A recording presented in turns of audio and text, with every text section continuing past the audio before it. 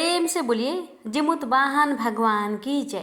प्यारे भक्तों, आज आप सभी श्रवण करेंगे जितिया व्रत की एक नई कथा। कथा बहुत सुंदर है, पूरा जरूर सुनिएगा और दूसरे भक्तों के पास भी शेयर कीजिएगा। कथा इस प्रकार है। बहुत समय पहले की बात है। एक गांव में एक पति पत्नी रहा करते थे। उनके दो बच्चे थे, एक लड़का और एक लड़की। लड़का का नाम था राजू और लड़की के नाम था रीना। दोनों भाई बहन बाहर के कॉलेज में पढ़ते थे। पति भी बाहर ही कमाया करता था। महीने में एक दो बार अपनी पत्नी के पास आता रहता था और बच्चे भी जब कॉलेज से छुट्टी मिलती तो अपने मम्मी के पास आया करते थे और फिर चले जाते थे। राजू की माँ का नाम था लाली। लाली जितिया का व्रत करती थी। एक बार की बात है कि लाली को जितिया का व्रत करना था और उस समय ना बच्चे ही घर पे थे और ना पति। पति बाहर कमाने गए हुए थे और बच्चे अपने पढ़ाई के लिए बाहर रहते थे और पति तो लाली को घर खर्चा का पैसा देते ही थे। अब जब जितिया का व्रत आया तो लाली क्या करती है, मार्केट जाकर गेहूं खरीद के लाती है, क्योंकि गेहूं को धोकर सुखाएगी, उसका आटा पिसवाएगी और उसके बाद उसी आटा से ज्योत वाहन भगवान के लिए पुआ पकवान बनाकर उन्हें चढ़ाती थी, उनका पूजन करती थी। उसका हर साल का यही नियम था। अब तो लाली मार्केट से गेहूं खरीद कर ला लेती है, लेकिन होता है ये कि जब से लाली गेहूं खरीद के लाती है तब से जिस गांव में लाली रहती थी उस गांव में धूप निकलना ही बंद हो गया। दिन रात बारिश होता रहा। अब तो जितिया का व्रत बहुत ही नज़दीक आ चुका था। लाली बहुत चिंता में पड़ गई। अगर ये गेहूं को मैं धोऊंगी नहीं, साफ नहीं करूंगी, धूप लगेगा नहीं तो सूखेगा कैसे और मैं इस गेहूं को पिसवाऊंगी कैसे और ज्योत वाहन भगवान के लिए पुआ पकवान बनाऊंगी कैसे। बेचारी परेशान हो गई, इतना परेशान हो गई कि उसको कुछ समझ में नहीं आ रहा था क्या करे, कैसे करे, कहाँ जाए, से मदद के लिए पुकारे। तभी लाली के ध्यान में आता है कि गेहूं को सूखने के लिए धूप की जरूरत है और धूप देने वाला भगवान सूर्य भगवान है, क्यों ना उनसे ही मदद मांगा जाए। तो मन में सोचने लगी, अगर मैं सूर्य भगवान से मदद मांगूंगी तो क्या वो मेरे मदद करेंगे। आजकल का ज़माना तो बहुत स्वार्थी है। अच्छे के लिए मदद मांगो, मदद नहीं मिलता। कुछ गलत इरादे से मदद मांगो तो मदद मिल जाता है। अब यही सोचकर उसने सूर्य भगवान से कह दिया, हे भगवान, जितिया का व्रत आ रहा है, अगर मैं गेहूं को नहीं सुखाऊंगी तो कैसे जिमुत भगवान को पर पकवान चढ़ाऊंगी बनाकर, कैसे उनका पूजन करूंगी। हे भगवान, आप कृपा करें कि आप ऐसा कीजिए कि मेरे घर में धूप ही धूप हो जाए, ताकि मैं गेहूं को धोकर सुखाकर इसका पर पकवान बनाकर जिमुत वाहन भगवान को दे सकूं, उन्हें चढ़ा सकूं, उनका भोग लगा सकूं। अगर आप मेरे घर में धूप कर देंगे तो मैं एक रात के लिए आपके साथ सो जाऊंगी। अब तो भगवान आश्चर्य में पड़ गए। लाली बोली तो भी क्या बोली, मैं भी इसकी मन की इच्छा को पूरा कर देता हूँ और देखता हूँ ये अपनी बात को कैसे पूरा करती है। तो भगवान लाली के घर में धूप कर देते हैं। अब तो लाली अकेले ही अच्छे से गेहूं की साफ सफाई करती है, उसे अच्छे से धोती है, सुखाती है और आटा पीसने वाले मशीन में डलवाकर उसको पिसवा कर लाती है। जितिया व्रत के 3 दिन का नियमों का पालन करती है। नहाए खाए के दिन रात्रि के समय वह अनेक प्रकार के पुआ पकवान बनाती है। 3 बजे भोर में जिमुत वाहन भगवान को भोग लगाती है, प्रसाद चढ़ाती है। स्वयं थोड़ा सा प्रसाद खाकर अपने मुंह हाथ को अच्छे से साफ करके सो जाती है। अब उसको निर्जला व्रत रहना था। पूरा दिन बड़े ही नियम से विधि विधान के साथ लाली ने निर्जला व्रत रखा और आसपास के सभी महिलाओं के साथ मिलकर नदी में जाके स्नान करती है, बरियार बरियार का पूजन करती है, ज्योत वाहन भगवान का पूजन करती है और वहीं पर बैठकर हाथ में चना और फूल लेकर ज्योत वाहन भगवान की कथा का श्रवण करती है। उसके बाद अपने अपने जितिया को अपने गले में धारण करके सब माताएं अपने अपने घर को चली आती है। लाली भी अपने घर आ गई और बड़े ही अच्छा से श्रद्धा से जीवत वाहन भगवान की व्रत को पूरा की। और पारण के दिन सुबह उठकर घर के सभी कामकाज करके स्नान करके पूजन पाठ करने के बाद गरम गरम भोजन बनाकर पारण करती है। अब जैसे ही लाली पारण करती है वैसे ही उसे बहुत चिंता होने लगती है कि हे भगवान अब क्या होगा। कल तो मैं निर्जला व्रत थी इसलिए बच गई, आज तो पारण कर ही ली, व्रत पूर्ण हुआ, आज तो सूर्य भगवान जरूर आएंगे, आज मैं कैसे बचूं। बहुत सोच विचार करके लाली रात के समय क्या करती है, आंगन में एक ओखल रख देती है। ओखल के ऊपर लाल चुनरी ओढ़ाकर वहाँ से भाग के पड़ोस के घर में जाकर सो जाती है। रात के समय जब सूरज भगवान लाली के घर आते हैं तो देखते हैं आंगन में ओखल रखा हुआ है और उसे दुल्हन की तरह सजाया गया है। ये देखकर भगवान कहने लगे, वाह लाली तो बड़ी चालाक निकली, लेकिन कब तक बचेगी। इतना कह के सूर्य नारायण वहाँ से चले जाते हैं। अब अगले दिन क्या होता है कि लाली अपने दोनों बच्चे को बुला लेती है। कहते हैं बेटा और बेटी, तुम दोनों को देखने की बहुत इच्छा हो रही है, तुम लोग एक दिन के लिए मेरे पास आ जाओ। अब दूसरे दिन ही दोनों बच्चे मिलकर गाड़ी पकड़कर चले आते हैं अपनी माँ के घर। दोनों बच्चे को बड़े ही अच्छा से भोजन बनाकर खिलाती है, लेकिन माता डरी डरी रहती है। ये देखकर दोनों बच्चे माता से कहते हैं, माँ क्या कोई बात है, बताइए मुझे। माता कहने लगी, नहीं बच्चों कोई बात नहीं, बस तुम दोनों को देखने का मन किया इसलिए दोनों को मैंने बुला लिया। अब जैसे ही रात होती है तो लाली क्या करती है, अपने बच्चों से कहती है, राजू रीना आज के लिए तुम दोनों मेरे साथ सो जाओ। तो माता बीच में सोती है, बगल में राजू और बगल में रीना सो जाती है। दोनों बच्चे के साथ माता सो जाती है। माता तो सिर्फ झूठ मूठ की आंखें बंद करके थी। उसके मन में तो बहुत डर था कि सूर्य नारायण आज भी आएंगे, क्या होगा क्या जाने। अब हुआ ये, भगवान रात के समय आते हैं और दरवाजे को धीरे से खोल के देखते हैं तो देखते हैं लाली अपने दोनों बच्चे के साथ सोई हुई है। ये देखकर भगवान कहते हैं, लाली तो अपने दोनों बच्चों के साथ सोई है, कोई बात नहीं, आज तो मैं घूमकर चला जाता हूँ, लेकिन फिर कल वापस आऊँगा। सूर्य नारायण चले गए, लाली आज भी बच गई। अब जैसे ही सुबह हुआ दोनों बच्चे माँ से कहते हैं, माँ अभी हमें निकलना पड़ेगा अपने कॉलेज के लिए। तो लाली कहती है, ठीक है जाओ, ठीक से जाना, अपना ख्याल रखना। दोनों बच्चे तो चले गए। अब लाली फिर परेशान हो गई, अब आज की रात मैं क्या करूं जिससे मैं बच जाऊं। अब लाली क्या करती है, अपने पति के पास खबर भिजवाती है और कहती है कि मेरा तबीयत ठीक नहीं लग रहा, एक दिन के लिए सिर्फ आ जाइए।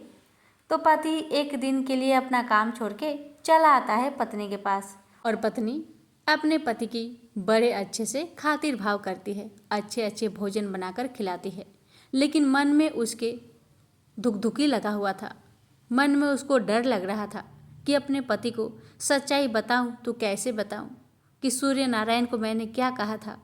वह हिम्मत जुटा नहीं पाई, डर डर से रहने लगी। पति को ऐसा लगने लगा कि मेरी पत्नी मुझसे कुछ छुपा रही है। पति एक दो बार अपने पत्नी से पूछा, लाली कोई बात है तुम्हारे मन में, कुछ कहना चाहती हो मुझसे तो कहो। लाली हिम्मत जुटा नहीं पा रही थी, कहने लगती है कोई बात नहीं है। अब ऐसे करते करते दिन बीत गए और फिर रात हो गया। रात को लाली क्या करती है, अपने पति के साथ ही सो जाती है। अब रात को जब सूर्य नारायण आते हैं तो देखते हैं लाली अपने पति के साथ सोई है। ये देखकर सूर्य नारायण क्रोधित हो जाते हैं, ये लाली तो बहुत चालाक निकली, कभी बच्चे को बुला लेती है तो कभी पति को बुला लेती है। भगवान उसी रात को पति के सपने में कहते हैं, देखो तुम्हारी पत्नी ने मुझसे कहा था कि मेरे घर की गेहूं अगर सूख जाएगी तो मैं आपके साथ एक रात के लिए सोऊंगी। अब तुम्हारी पत्नी बची फिर रही है। मैं 3 दिन से आ रहा हूँ और रोज यहाँ से घूम के चला जाता हूँ। अपने पत्नी से कहो अपने कहे हुए बात को पूरा करे। मैं अचानक पति की नींद खुल जाती है और पत्नी को जगाता है और कहता है, लाली क्या कोई बात है? तुम मुझसे छुपा रही हो तो सच सच बताओ, क्योंकि सूर्य भगवान मेरे सपने में आए थे और उन्होंने कहा कि तुम्हारे साथ एक रात के लिए सोना चाहते हैं, और वो भी तुमने उनसे कहा था। बताओ क्या ये बात सच है? अभी लाली अपने पति के चरण पकड़कर रोने लगी और कहने लगी, हे पतिदेव, मुझसे बहुत बड़ी गलती हो गई है। मैंने जितिया व्रत के पहले ही सूर्य नारायण से प्रार्थना की थी कि हे भगवान, अगर मेरे घर में धूप उग जाए, जितिया व्रत करने के लिए मेरा गेहूं सूख जाए तो मैं आपके साथ एक रात के लिए सोऊंगी। मेरे दिमाग में और कुछ बात आया ही नहीं। मैंने ऐसा भगवान से कह दिया और भगवान 2-3 दिन आकर यहाँ से लौट के चले गए। मैं अपने आप को बचाने के लिए कभी बच्चे को बुलाती हूँ तो कभी आपको बुला रही हूँ। मैं बहुत परेशान हूँ, क्या करूँ? 3 दिन से मैं तो सो भी नहीं रही हूँ और डर कर रह रही हूँ। हे पतिदेव, मुझे माफ़ कर दीजिए। हे सूर्य नारायण, मुझे माफ़ कर दीजिए। मैंने बहुत बड़ा गलती किया है, कृपा करके मुझे क्षमा करें। पति भी हाथ जोड़कर और पत्नी भी दोनों सूर्य नारायण से प्रार्थना करते हैं। पति कहता है, हे सूर्य नारायण, मेरी पत्नी पतिव्रता स्त्री है, इसे छोड़ दीजिए, इसने बहुत बड़ी गलती की है, इसे क्षमा कर दीजिए। पत्नी भी आंखों में आंसू भर के भगवान से प्रार्थना करती है, हे सूर्य नारायण, हे भगवान, मुझसे बहुत बड़ा अपराध हो गया है, मुझे ऐसा नहीं कहना चाहिए था, मुझे क्षमा कर दे भगवान, मुझे क्षमा कर दे। नारायण पति पत्नी दोनों की प्रार्थना पर प्रसन्न होते हैं और लाली को क्षमा कर देते हैं। प्रेम से बोलिए सूर्य नारायण की जय, मुतवाहन भगवान की जय। कथा कैसे लगी कमेंट बॉक्स में लिखकर अवश्य बताइएगा। इस कथा को हमारी नानी माँ ने हमें सुनाया था। बहुत समय पहले की बात है। किसी गांव में एक बहुत ही बुद्धिमान राजा अपनी 2 पत्नियों के साथ रहते थे। दोनों पत्नियों में एक पत्नी गोरी थी और दूसरी पत्नी काली थी। गोरी पत्नी को अपने गोरापन पर बहुत गर्व था, बहुत घमंड था। कभी भी ना पूजा पाठ करती, ना कभी घर का कामकाज करती। में अहंकार कूट कूट कर भरा हुआ था। जबकि काली पत्नी बहुत ही मासूमियत और पतिव्रता थी। घर के सारे काम काज करती, गाय माता का सेवा करती, रोज तुलसी मैया और घर के देवी देवताओं का पूजन किया करती थी। राजा के शादी के 5 साल बीत गए थे, लेकिन उनका दोनों पत्नी से कोई भी संतान नहीं था। राजा बहुत परेशान रहते थे। एक दिन राजा के महल में एक साधु महाराज आते हैं, तो राजा अपनी मन की सारी परेशानी साधु महाराज को बताते हैं। भी साधु महाराज राजा के हाथों को देखते हैं और कहते हैं, आपके भाग्य में संतान सुख नहीं लिखा है, आपकी दोनों पत्नियां बाझिन हैं। यह सुनकर राजा को बहुत दुख हुआ। गोरी रानी को तो कोई फर्क ही नहीं पड़ा, लेकिन काली रानी को उसे भी बहुत तकलीफ हुआ। राजा ये सब जानकर भी अपनी दोनों पत्नी में कभी भेदभाव नहीं करते थे। दोनों पत्नियों को बहुत प्यार करते थे, लेकिन दोनों पत्नी के बीच में हर रोज झगड़ा होते रहता था, जिस कारण गोरी रानी काली रानी को महल से निकाल देना चाहती थी। गोरी रानी को काली रानी का पूजा पाठ बिल्कुल भी अच्छा नहीं लगता था। एक दिन की बात है, गोरी रानी ने काली रानी को साजिश रच के महल से बाहर निकलवा दिया, लेकिन राजा ने महल के दूरी पर ही एक छोटा सा महल बनाकर रानी को उसमें रख लिया।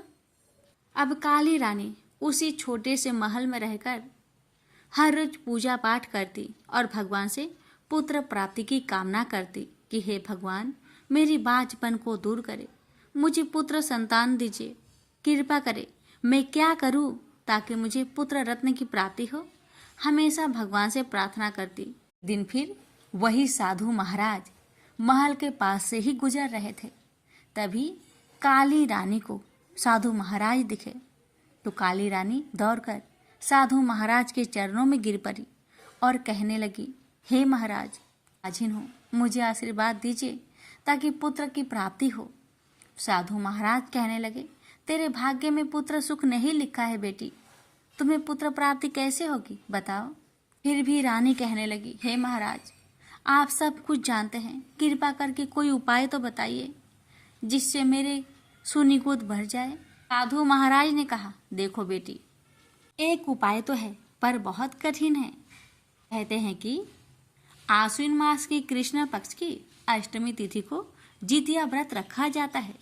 इस व्रत को करने से जिनके पुत्र है उन्हें लंबी आयु की प्राप्ति होती है और जिन्हें पुत्र नहीं है वह इस व्रत को करके पुत्र प्राप्त कर सकती हैं।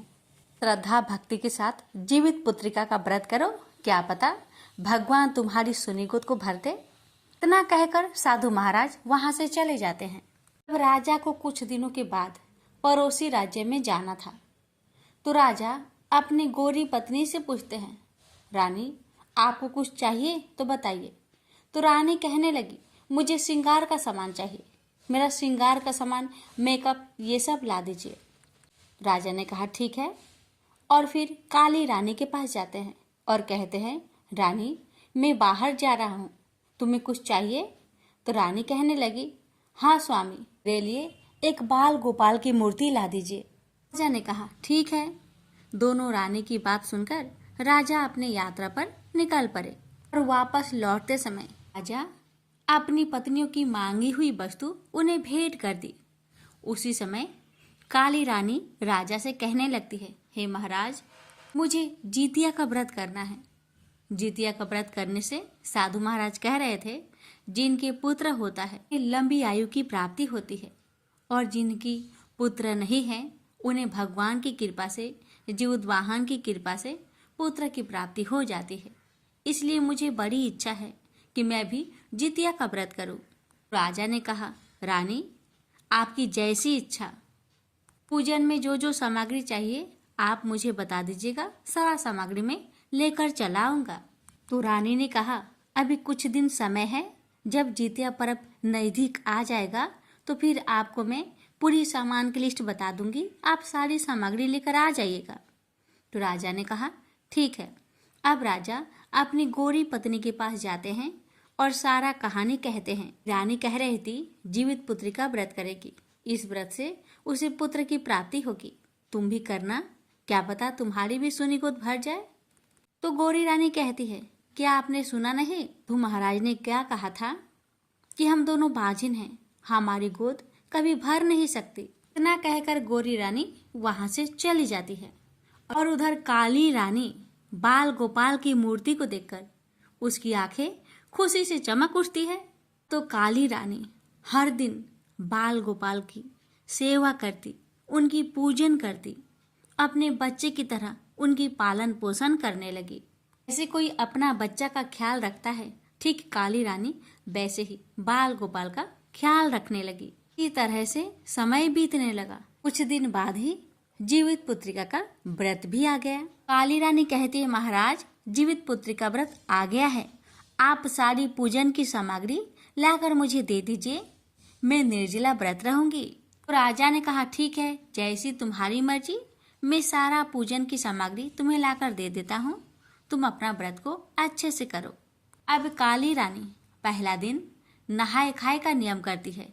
उस दिन अपने महल की खुद अपने हाथों से साफ सफाई करके, स्नान करने के बाद घर की देवी देवताओं का पूजन करके, बाल गोपाल का पूजन करके किचन में चली जाती है और सबसे पहले मरुआ का रोटी बनाती है और फिर कुछ रोटी और सब्जी वगैरह बना लेती है।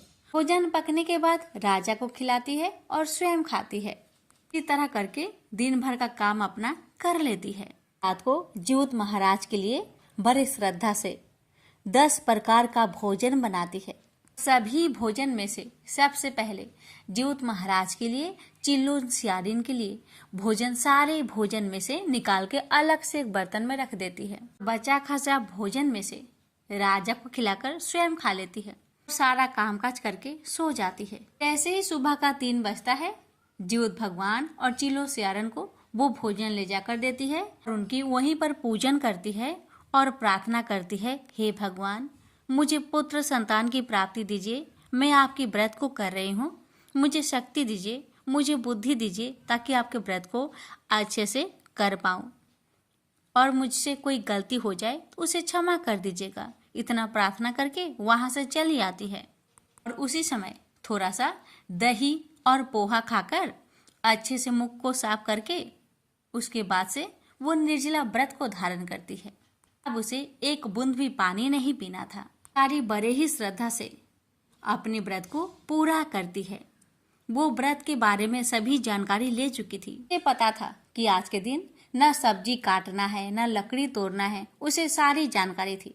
उस दिन वह अपने घर के सारे कामकाज करके भोजन बिल्कुल नहीं पकाती है। राजा तो गोरी रानी के पास भोजन कर लेते हैं, रानी निर्जला व्रत रहती है। और काली रानी में थोड़ा भी घमंड नहीं था। वह किसी को छोटा बड़ा नहीं समझती थी, यानी कि किसी को गरीब नहीं समझती थी।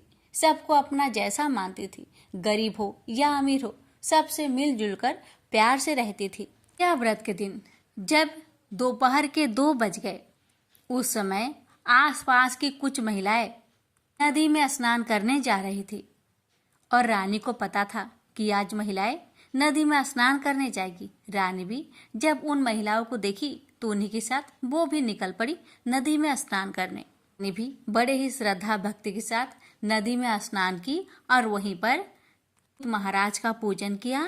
बड़े ही श्रद्धा से जीवत महाराज की कथा को श्रवण की और भगवान से प्रार्थना की कि हे भगवान, मुझे पुत्र संतान दीजिए।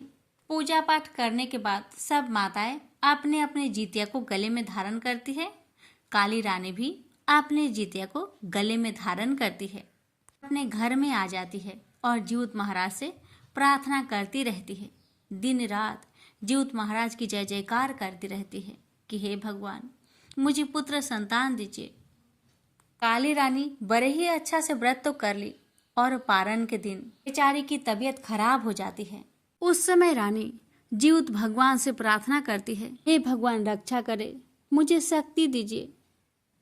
तभी जीवत भगवान उस रानी की प्रार्थना सुनकर एक बूढ़ी माई का रूप धारण करके उस रानी के पास आते हैं। कहने लगते हैं, भिक्षाम देही भिक्षाम देही।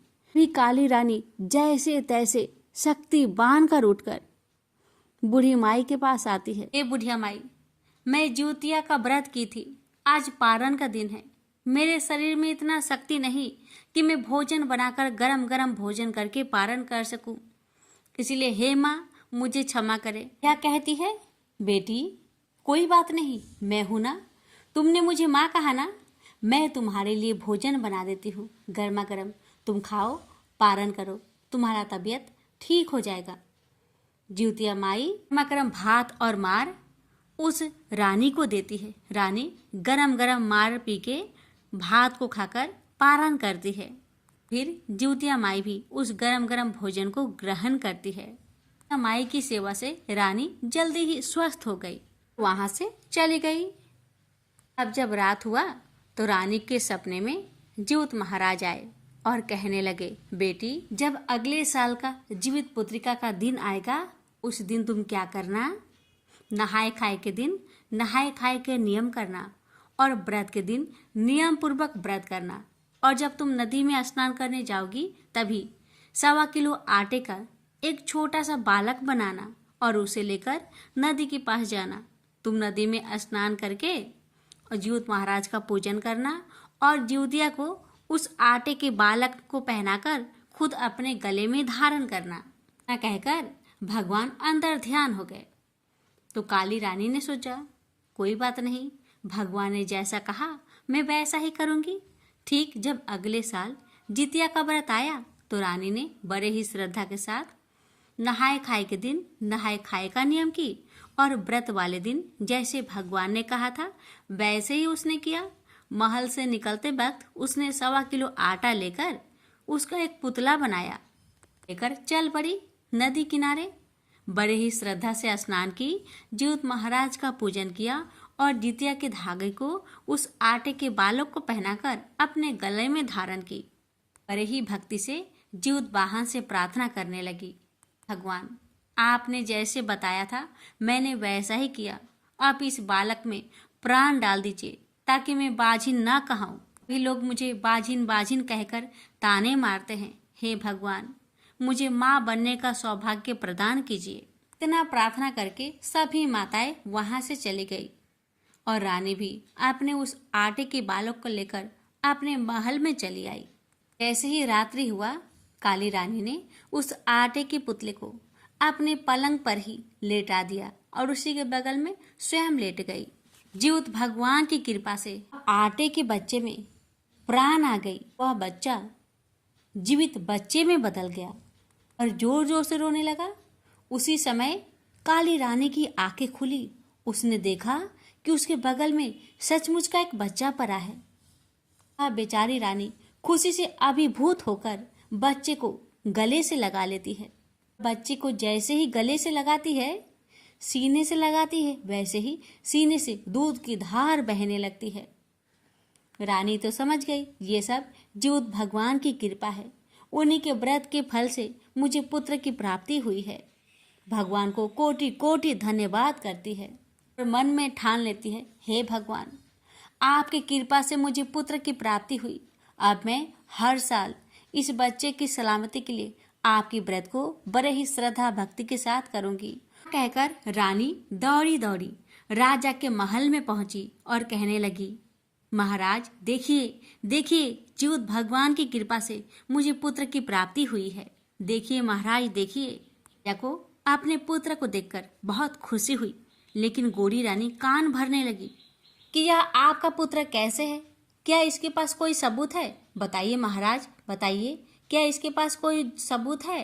काली रानी कहने लगी, हाँ सबूत है मेरे पास। गले में देखो ये जीतिया की धागा और स्तनों से देखो दूध की धार बह रही है। तो कैसे तुम्हें भरोसा नहीं हो रहा कि ये मेरा पुत्र है? राजा को तो पूरा भरोसा हो गया कि ये मेरा ही पुत्र है, क्योंकि रानी पहले ही कह चुकी थी कि साधु महाराज ने कहा था जीवत पुत्रिका का व्रत करने से पुत्र संतान की प्राप्ति अवश्य होगी। वे काली रानी छोटी रानी को सारा कहानी बताती है कि जीवत भगवान कैसे सपने में आकर उन्हें क्या क्या बताते हैं। भगवान की सारी कहानी वो बता देती है गोरी रानी को। गोरी रानी की आंखें आंसू से भर जाती है और वह काली रानी की चरण पकड़कर रोने लगती है कि रानी, मुझे माफ़ कर दीजिए, मैंने आपको बहुत दुख दिया, मुझे माफ़ कर दीजिए। मुझे पता चल गया कि भगवान में कितना शक्ति है। रानी, मुझे भी पुत्र संतान चाहिए, मैं भी बाझिन नाम से तंग आ गई हूँ। मुझ पर भी कृपा करके मुझे जीवित पुत्रिका व्रत की विधि बतला दो ताकि मुझे भी पुत्र संतान की प्राप्ति हो जाए। रानी ने कहा, जरूर जरूर बहन जरूर, मैं भी तुम्हें सारी विधि बतलाती हूँ। रानी ने जीवित पुत्रिका व्रत की सारी विधि उस गोरी रानी को बतला दी और अगले साल को दोनों रानियां मिलकर जीवित पुत्रिका का व्रत करने लगी। जीवित पुत्रिका व्रत के प्रभाव से दोनों का बाझिन दोष मिट गया और दोनों का वह ठहर गया और दोनों ने एक एक सुंदर और स्वस्थ पुत्र को जन्म दिया। ये देखकर राजा बहुत आश्चर्य में पड़ गए। उन्हें भी भगवान पर पूरा भरोसा होने लगा और पूरे गांव में ढिढोरा पिटवा दिया कि जिनके पुत्र है वो भी जितिया का व्रत करे ताकि बच्चे की आयु लंबी हो, और जिनके पुत्र नहीं है वे भी जितिया का व्रत बड़े ही श्रद्धा से धैर्य बांधकर करे, उन्हें भी पुत्र की प्राप्ति अवश्य होगी। भक्ति में इतना शक्ति है कि भाग्य की लिखा को भी मिटा सकती है। प्रेम से बोलिए, जीवत भगवान की जय, जीवत मैया की जय। जीवत महाराज, हे जीवत भगवान, ये कथा कहने में अगर मुझसे कोई गलती हुई हो तो उसे क्षमा करें। अपने सभी भक्तों की सभी मनोकामना को पूर्ण करें। कथा अच्छी लगी हो तो प्लीज भक्तों वीडियो को लाइक शेयर अवश्य करें। एक बार नैमिषारण्य के निवासी ऋषियों ने संसार के कल्याण के लिए सूत जी से पूछा, हे सूत, कराल काले काल में लोगों के बालक किस तरह दीर्घ आयु होंगे, सो कहिए। सूत जी बोले, जब द्वापर का अंत और कलयुग का आरंभ था, उसी समय बहुत सी शोकाकुल स्त्रियों ने आपस में सलाह की कि क्या इस कली में माता के जीवित रहते पुत्र मर जाएंगे। जब वे आपस में कुछ निर्णय नहीं कर सकी तब गौतम जी के पास पूछने के लिए गई। जब उनके पास पहुंची तो उस समय गौतम जी आनंद के साथ बैठे थे। उनके सामने जाकर उन्होंने मस्तक झुकाकर प्रणाम किया। तदंतर स्त्रियों ने पूछा, हे प्रभु, इस कलयुग में लोगों के पुत्र किस तरह जीवित रहेंगे? इसके लिए कोई व्रत या तप हो तो कृपा करके बतलाइए। इस तरह उनकी बात सुनकर गौतम जी बोले, आपसे मैं वही बात कहूँगा जो मैंने पहले से सुन रखी है। गौतम जी ने कहा, जब महाभारत युद्ध का अंत हो गया और द्रोण पुत्र अश्वत्थामा के द्वारा अपने बेटों को मरा देखकर सब पांडव बड़े दुखी हुए, तो पुत्र के शोक से व्याकुल होकर द्रौपदी अपने सखियों के साथ ब्राह्मण श्रेष्ठ धौम्य के पास गई और उसने धौम्य से कहा, हे विपेंद्र, कौन सा उपाय करने से बच्चे दीर्घ आयु हो सकते हैं? कृपा करके ठीक ठीक कहिए। धौम्य बोले, सतयुग में सत्य वचन बोलने वाला, सत्यचरण करने वाला समदर्शी जिमुतवाहन नामक एक राजा था। एक बार वह अपनी स्त्री के साथ अपने ससुराल गया और वहीं रहने लगा। एक दिन आधी रात के समय पुत्र के शोक से व्याकुल कोई स्त्री रोने लगी, क्योंकि वह अपने बेटे के दर्शन से निराश हो चुकी थी।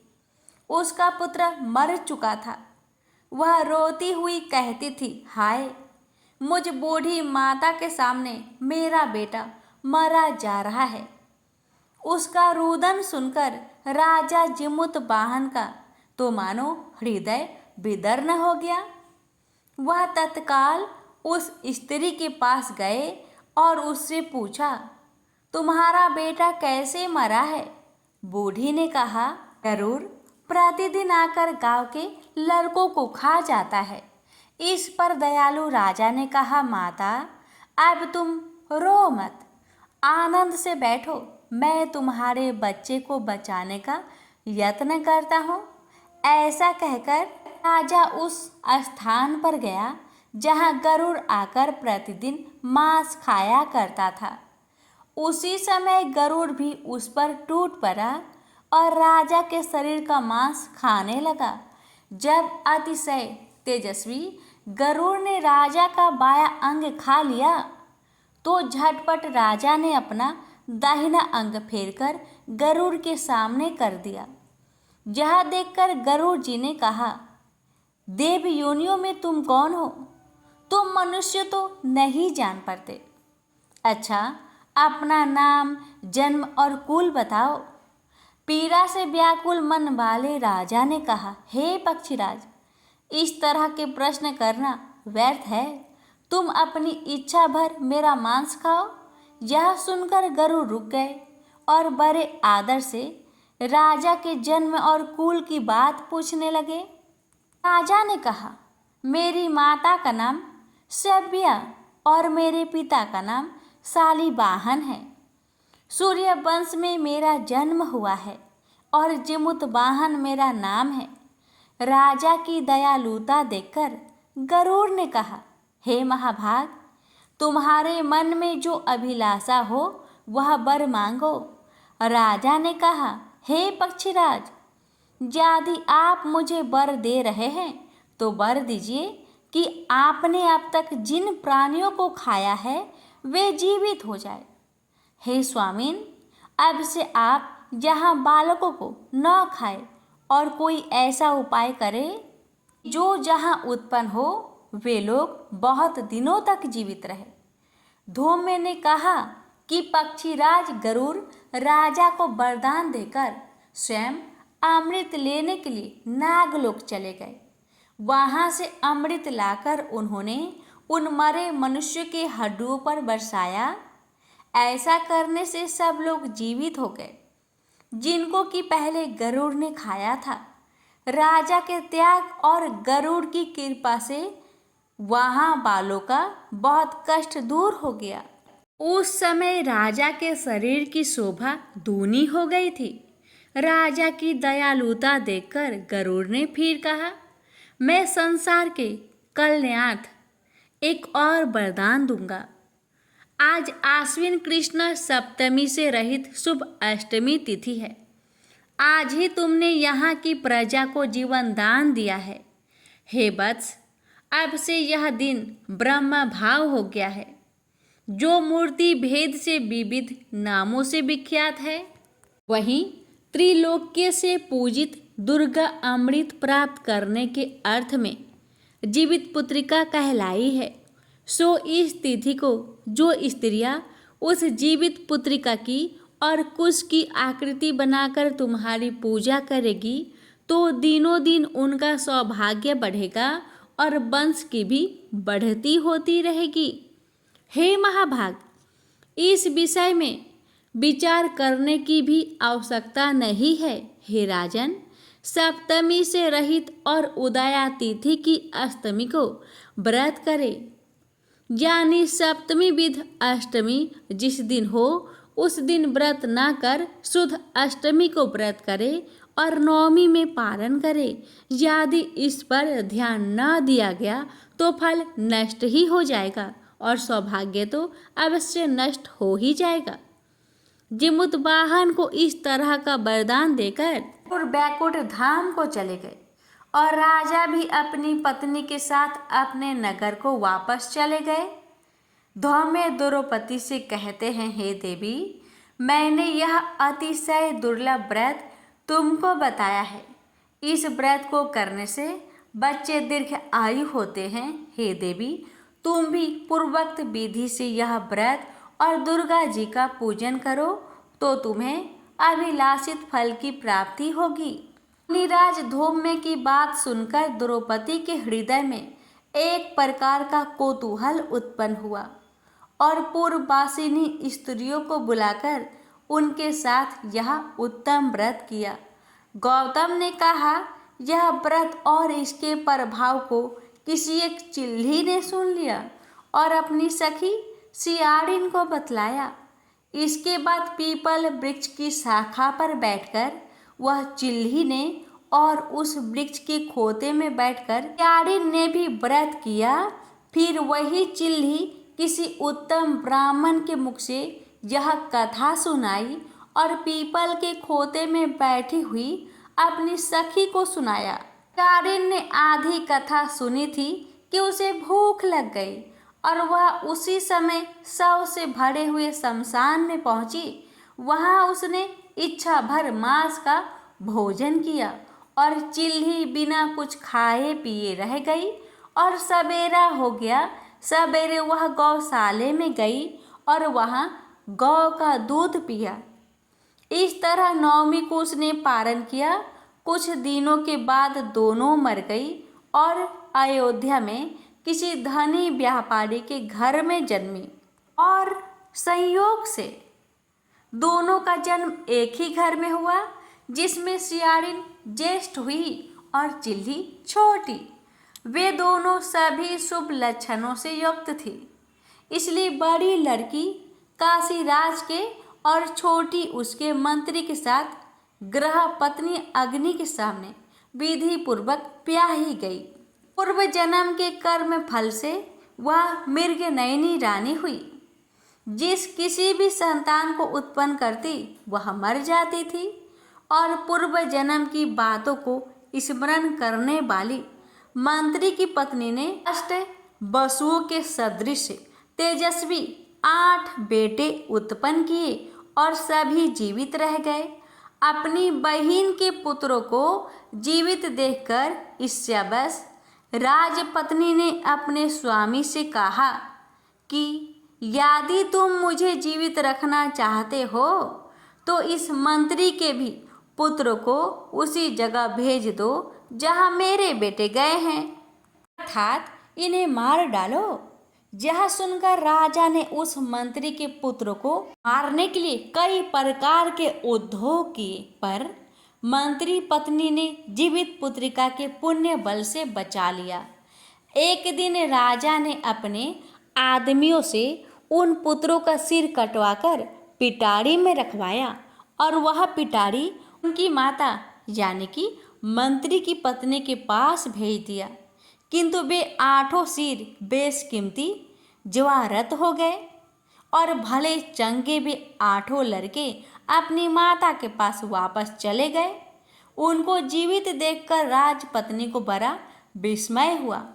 अंत में वह मंत्री की पत्नी के पास आई और उसने पूछा, बहन, तुमने कौन सा ऐसा पुण्य किया है जिससे बार बार मारे जाने पर भी तुम्हारे बेटे नहीं मरते? इस पर मंत्री की पत्नी ने कहा, पूर्व जन्म में मैं चिल्ली थी और तुम सियारिन, दोनों ने व्रत किया था। तुमने व्रत के नियमों का भली भांति पालन नहीं किया था और मैंने किया था। इसी दोष से हे बहन, तुम्हारे बेटे नहीं जीते। ओ राजरानी, अब भी तुम उस जीवित पुत्रिका व्रत को करो तो तुम्हारे बेटे दीर्घायु होंगे। मैं तुमसे सच सच कह रही हूँ। उसके कथा अनुसार रानी ने व्रत किया, तभी से उसके कई बेटे सुंदर और दीर्घायु होकर बड़े बड़े राजा हुए। सूत जी कहते हैं कि सब प्रकार का आनंद देने वाला मैंने यह दिव्य व्रत बतलाया। स्त्रियां चिरंजीवी संतान चाहती हो तो विधि पूर्वक यह व्रत करे। प्रेम से बोलिए जिमुत वाहन भगवान की जय, विष्णु भगवान की जय।